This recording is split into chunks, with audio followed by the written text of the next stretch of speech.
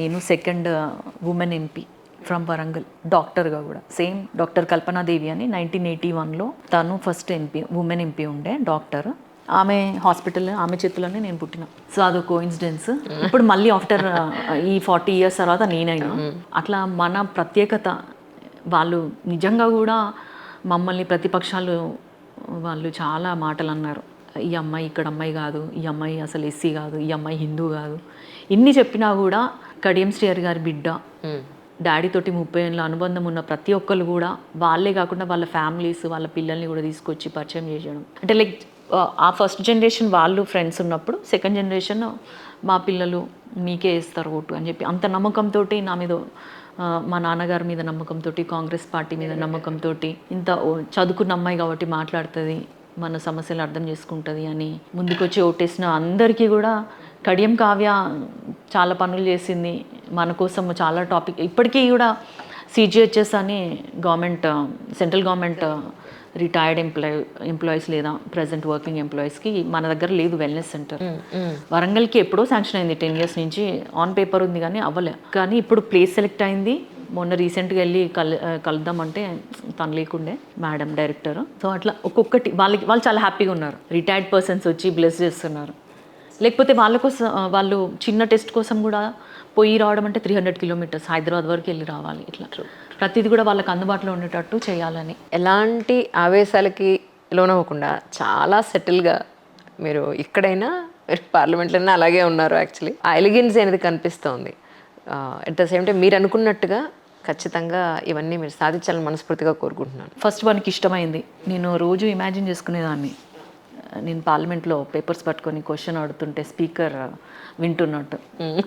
అది కొన్ని రోజులకు నిజమైంది. నిజంగానే క్వశ్చన్ కొందరికి ఛాన్స్ రాదు వెంటనే. బట్ కాంగ్రెస్ పార్టీలో ఏం చేశారంటే ప్రతి ఒక్కరు మాట్లాడాలి అని మాకు చెప్పారు. అందులో ఉమెన్ ఎంపీస్ మేము 12 members ఉన్నాం అవుట్ ఆఫ్ 100. ఇప్పుడు ప్రియాంక గాంధీ గారితో కలిసి. సో అందరూ మాట్లాడాలి అన్నట్టు చెప్పేసరికి మాకు కూడా ఛాన్స్ వచ్చింది. ఇంతమంది అంటే చాలా హ్యాపీగా ఫీల్ అయినారు. ఎందుకంటే వాళ్ళ ముందే పెరిగిన, వెళ్ళి పార్లమెంట్లో వెళ్ళి మాట్లాడినావు, బాగా మాట్లాడినావు, ఫస్ట్ టైం అయినా భయపడకుండా మాట్లాడినావు. ఫస్ట్ టైం పార్లమెంట్లో అడుగు పెట్టినప్పుడు మీ ఫీలింగ్? అప్పటికి ఇప్పటికి ఏమి, ప్రతిరోజు నాకు అట్లాగే ఉంటుంది. అంతేనా? ప్రతిరోజు ఇలా చూసుకుంటాను, పార్లమెంట్ బిల్డింగ్ చూసుకుంటాను. ఈవినింగ్స్ అయితే చాలా బాగుంటుంది, ఫుల్ లైటింగ్ చేస్తారు. 6 అవుతుంది, 6:37 అవుతుంటుంది, 8:30 అవుతుంది, 12 అవుతుంది ఒక్కొక్కసారి నైట్ పార్లమెంట్ సెషన్స్. చాలా హ్యాపీగా అనిపిస్తుంది. అన్నిటికంటే మెయిన్గా ప్రతిసారి మనకి జనగణమన పాడుతున్నప్పుడు, ఇప్పుడు స్కూల్లో చిన్నప్పుడు పాడిన దాన్ని ఇక్కడ పార్లమెంట్కి వచ్చి పాడుతున్నాను జాతీయ గీతాన్ని అని, ఇట్లా ఫస్ట్ టైం అయితే ఇట్లా కళ్ళ నీళ్ళు వచ్చినాయి. అది ప్రౌడ్ మూమెంట్. ఫస్ట్ ఎంటర్ అయిన దానికంటే కూడా ఈ పాట పాడుతున్నప్పుడు విత్ మ్యూజిక్ బ్యాండ్ తోటి ప్రెసిడెంట్ గారి స్పీచ్ ముందు మీ ఫేస్లో కనిపిస్తుంది ఆ సంతోషం. యాక్చువల్లీ మా ఫాదర్ చాలా హ్యాపీ. అంటే తనకి ఓకే, నన్ను తీసుకొచ్చి ఎక్స్పెరిమెంట్ చేసినట్టే లాస్ట్ మూమెంట్లో.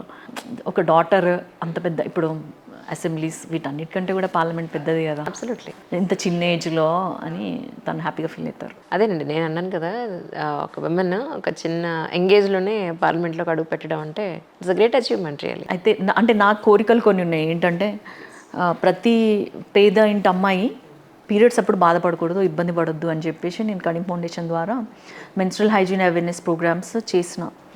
ఒక 10,000 స్టూడెంట్స్ని రీచ్ అవ్వడం. రూరల్ ఏరియాస్కి వెళ్ళేదాన్ని, ఇంటీరియర్స్కి వెళ్ళి ఆల్మోస్ట్ ఒక 1 lakh శానిటరీ నాప్కిన్స్ మేము ఇచ్చినాం కడియం ఫౌండేషన్ ద్వారా. దాని మీద నేను ప్రత్యక్షంగా ఎక్స్పీరియన్స్ అయింది ఏంటంటే, నేను చేసింది 1 lakh వరకే చేయగలను. మా నాన్నగారు అప్పుడే deputy CM and education minister ఉండే. తను దాన్ని ఒక స్టేట్ పాలసీ లెక్క తీసుకొస్తే 6 lakh గర్ల్ చైల్డ్కి ఆ project health and hygiene kits అని అప్పట్లో ఇచ్చారు.